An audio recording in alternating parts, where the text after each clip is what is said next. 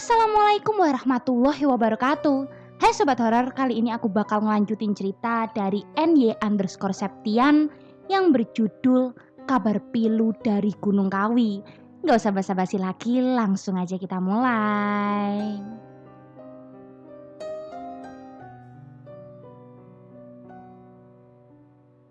September 2019, hari yang kutunggu-tunggu di mana Bapak akan mengambil akik yang sudah ditanam di tanah kuburan. Aku penasaran, tapi aku juga cemas. Karena itu saat Bapak pulang dari makam, aku tak segera menemuinya untuk bertanya bagaimana perkembangan kasus ini. Saat diliputi rasa cemas, aku menerima kabar yang kurang enak. Kak Sari bercerita bahwa Kak Sari mengalami mimpi buruk. Dalam mimpinya gigi Kak Sari copot. Lalu dia melihat keadaan rumah Mbok Katiah ramai dipenuhi oleh pelayat. Kakekku meninggal. Namun dari dalam rumah orang-orang menggotong dua mayat. Salah satunya jenazah Mbok kami. Padahal saat itu Mbok Katiah masih sehat. Meskipun kakek memang sudah meninggal 40 hari yang lalu, di saat bersamaan Kak Sari juga melihat tubuhku dibawa orang-orang dengan keadaan berlumuran darah dengan kaki yang patah. Awalnya aku menganggap itu hanya bunga tidur saja. Namun ia mengaku saat terbangun jam di dinding pukul 3 dini hari. Menurut kepercayaan orang Jawa, kalau bermimpi tepat pukul 3, istilahnya adalah puspo tajem. Artinya mimpi yang tafsirannya pasti menjadi nyata. Seketika itu, kepalaku mendadak pusing. Jantungku berdebar-debar. Ya, jujur aku sangat ketakutan. Karena Kak Sari lebih peka dengan hal-hal gaib daripada aku. Seharian aku terlarut dalam ketakutan. Saat menjelang sore, aku menemui Bapak di padepokannya. "Pak, gimana? Bener ada pasangannya nggak saat aki itu diambil? Bapak dapat dari makam kan?" "Bapak dapat apa dari makam?" tanyaku kepada Bapak. "Bukan aki, hanya seekor keong, seukuran jari kelingking," jawab bapakku. Terus oleh Pak En, Bapak harus bagaimana?" tanyaku penasaran. "Alah, dia hanya bilang tunggu saja. Siapa tahu nanti malam dapat wahyu atau pertanda," jelas bapakku. Setelah itu, aku pulang dengan perasaan yang amat kacau. Di rumah aku menangis seharian. Kenapa banyak kejadian yang tidak masuk akal terjadi? Lalu aku menemui adik bungsuku. Kami saling bercerita soal kejadian ini. Dengan bijaknya adikku berkata, "Ayo Mbak, kita sholat saja, ambil wudhu, baca zikir setiap pagi dan petang," ajak adikku Ata. Di sini aku tiba-tiba sadar, mungkin ini teguran karena aku sudah terlalu lama jauh dari kewajibanku sendiri. Tiba-tiba hatiku merasa sedikit tenang. Lalu aku pun mengambil air wudhu di keran air luar dapur. Setelah selesai, aku kembali masuk ke rumah. Masih 5 langkah dari pintu masuk, tiba-tiba terdengar brak, brak. Tepat di atas dapur, aku terkejut. Suara yang mirip benda besar jatuh di atap dapurku. Seketika itu aku berhenti. Tiba-tiba anak Kak Sari berlari menghampiri aku. Panggil saja dia Tole. "Bu En, kenapa?" tanya Tole. Kamu denger gak, Le? Iya, aku denger. Suaranya seperti batang jatuh di atas. Lanjut Tole. Lalu kami kompak masuk ke dalam. Sebelum sempat sholat, aku menghubungi Kak Sari lewat HP. Aku menceritakan soal kejadian yang baru saja aku alami. Lalu Kak Sari menyuruhku untuk berwudu lagi dan mengambil garam. Aku diperintahkan untuk membaca beberapa surat pendek dan meniupkannya ke garam. Setelahnya, kata Kak Sari, garam itu harus ditaburkan di setiap pintu dan jendela. Setelah selesai, aku kembali untuk sholat. Selesai sholat, aku kembali menghubungi Kak Sari. Aku bertanya, aku harus bagaimana? Bagaimana aku harus menghadapi hari-hari selanjutnya? Karena kami merasa rumah ini sudah tidak aman lagi.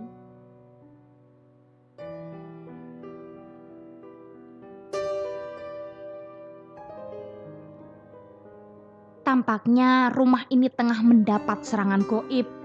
Kenapa aku bisa berpikir demikian? Entahlah, sebenarnya hatiku menolak dan ingin menyerahkan segalanya pada Allah Subhanahu wa Ta'ala. Namun kalau mengingat apa yang Bapak dapat sepulangnya dari Gunung Kawi, ditambah dengan mimpi Kak Sari, aku sangat bimbang. Kak Sari menyuruhku agar tidak putus asa, harus terus berdoa dan menyarankan agar tidak tidur di bawah jam 12 malam. Karena menurutnya, orang yang mudah terkena sihir guna-guna adalah orang yang tidur terlalu awal atau kurang tirakat. Semalaman aku berbincang dengan Kak Sari, berusaha mendapatkan solusi hingga jam menunjukkan pukul 12 malam. Dalam kekhawatiran, aku berusaha untuk lekas tidur. Namun rasanya sulit sekali. Aku memikirkan mimpi Kak Sari. Gigi copot yang kata orang Jawa akan ada kemalangan dalam hidupnya.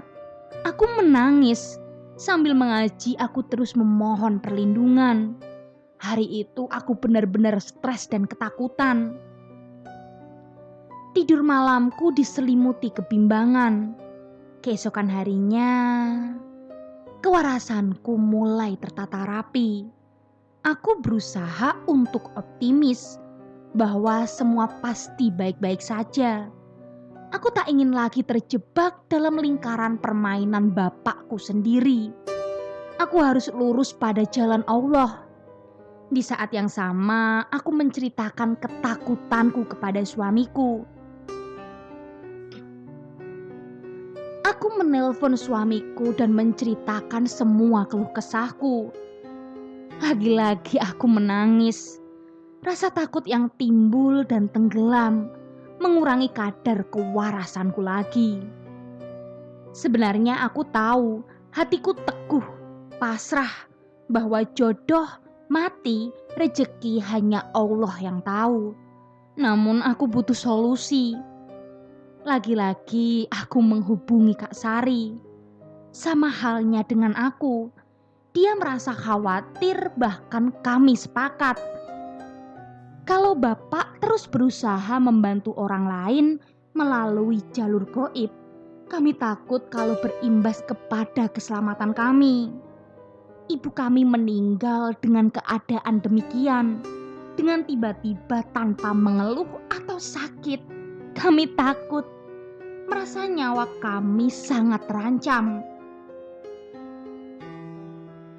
Selain ritual menabur garam saat petang, Kak Sari menyarankan agar kami tidur dalam keadaan suci, berwudu sebelum tidur. Aku dan adik Ata pun melakukan itu. Lalu kami pergi ke kamar masing-masing. Aku melanjutkan mengaji dan sholat isya. Saat aku hendak merebahkan badanku di kasur, tiba-tiba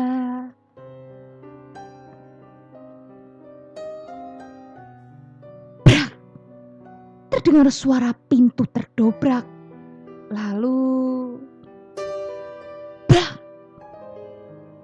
berbunyi lagi. Aku memanggil adikku. "Ta, Ata, Ata." Namun tak ada jawaban. Aku mengira adikku hendak membuka pintu depan. Kebetulan kamarku dekat pintu masuk rumah. Seketika itu aku merasa ketakutan. Merasa ada yang tidak beres, aku pun terdiam dan berzikir. Saat tiba-tiba ku dengar suara bapak datang masuk ke dapur. Ingin sekali aku memanggil bapak, namun tak berani bersuara, merasa ada yang sedang mengawasiku.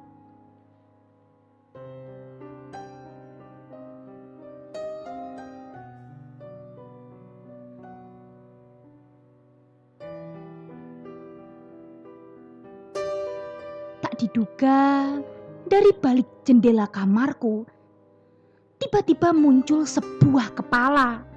Kepala mirip manusia, namun berwarna hitam legam. Aku sangat ketakutan. Aku memeluk kedua anakku dan tak lupa aku berdoa.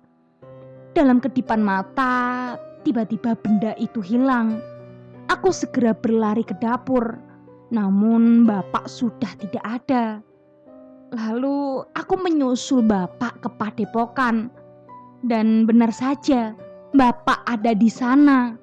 Lalu cepat-cepat aku berkata, "Pak, ayo pulang, aku takut." Lalu aku pun menceritakan kejadian yang baru aku alami.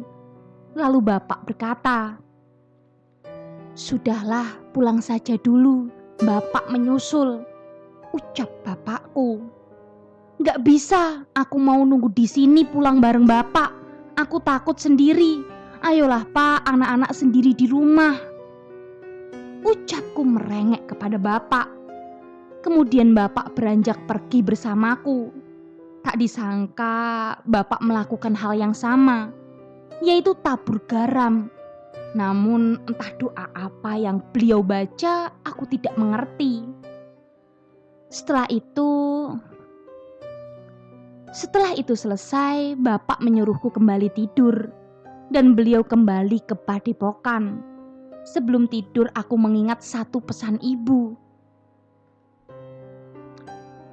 Untuk selalu menghindari sihir, guna-guna dan aratan atau wabah, kita harus tidur di atas lantai dan tidak boleh lebih tinggi. Lalu aku bergegas ke kamar adik Ata dan aku membangunkan adikku. "Dek, ayo pindah, jangan tidur di sini." Lalu adikku pun terbangun. Kami bergotong royong menggelar kasur tipis di ruang tamu. Setelah itu kami berangkat tidur. Namun rasanya sulit untukku untuk memejamkan mata. Lagi-lagi aku merasa tidak waras karena percaya dengan hal-hal ini.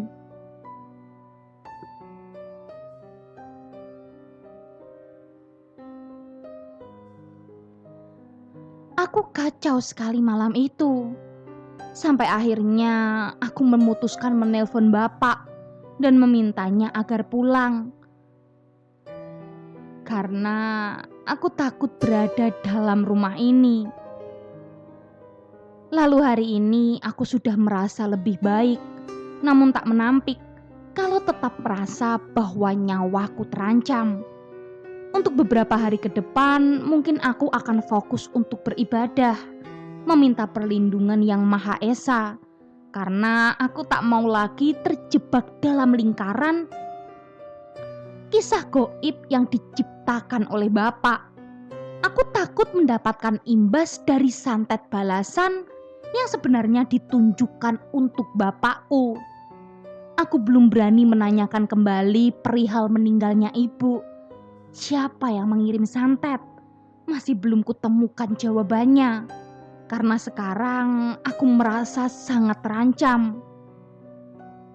Bila mana suatu hari sudah terkuak, akan kutuliskan babak baru perkembangan kisah ini. Mohon doanya ya teman-teman, untuk keselamatan keluargaku ini, keselamatan kami. Saya yakin Allah akan melindungi umatnya.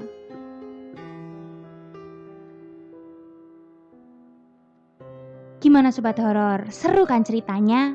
Aku bakal ngelanjutin cerita ini kalau Kak Septian udah siap untuk melanjutkan ceritanya.